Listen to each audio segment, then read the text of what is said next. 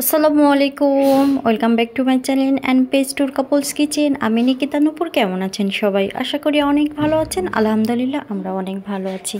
তো আজকে আরেকটি নতুন ভিডিও নিয়ে চলে আসলাম আপনাদের সামনে। তো কি সুন্দর একটি ফুল, তাই না? দেখতে অনেক সুন্দর লাগছে।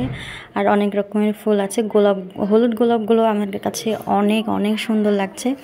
তো আপনার ভাই আমাকে গিফট করেছে ফুলগুলো, আমার খুবই ভালো লাগছে। আর ফুল আমার অনেক অনেক পছন্দ। আর যে কোনো সময় আপনাদের ভাইয়ার চোখে পড়লেই আমার জন্য ফুল কিনে নিয়ে আসে।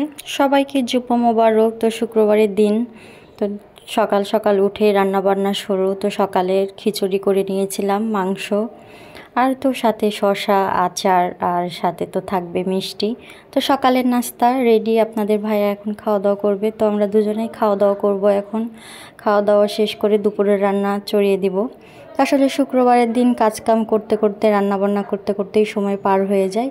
আর ভালোও লাগে, যেহেতু আপনাদের ভাইয়া বাসায় থাকে, যেটা যেটা খেতে পছন্দ করে রান্না করে দিয়ে আমার এটা অনেক ভালো লাগে। তো খাওয়া দাওয়া শেষে চা খেলাম, দিয়ে তো দুপুরের রান্না শুরু। এখানে আমি মাংস রান্না করব, গরুর মাংসের কালা ভুনা। তো প্রায় হয়ে এসেছে। তো পুরো ভিডিওটা আমি করতে পারিনি, যতটুকু করেছি ততটুকুই আপনাদের সাথে শেয়ার করছি।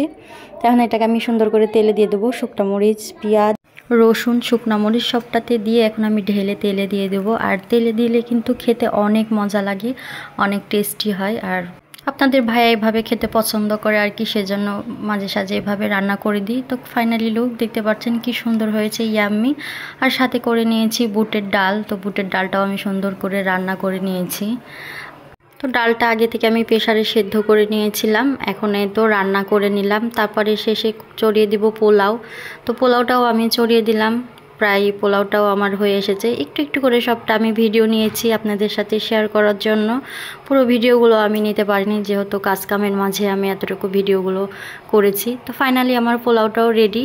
খুব সুন্দর ঝরঝরে পোলাও হয়ে গেছে। এখন আমি সাদা ভাতটাও চড়িয়ে দিব। ভালোভাবে আমি চালটা ধুয়ে পরিষ্কার করে ধুয়ে নিয়েছি। এখন ভাতটা আমি চড়িয়ে দিব। ভাতটা হতে হতে এদিকে আমি বেগুন, পটল, আলু ভাজা, মাছ ভাজা ভেজে নিয়েছি খুব সুন্দর করে। আর এদিকে দেখেন কি সুন্দর একটা পরিবেশ, মাশাআল্লাহ অনেক সুন্দর লাগছে, তাই না? খুবই ভালো লাগছে।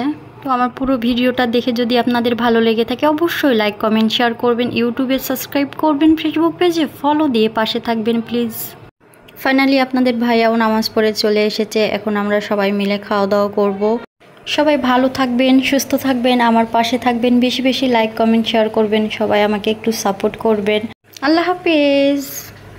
لا لا تحسب أن الدين بعيد عن حب وحياة، وبهجرك للدين ستحيا، تعشق ما قلبك يهوى، أو أن الأيام ستحلو.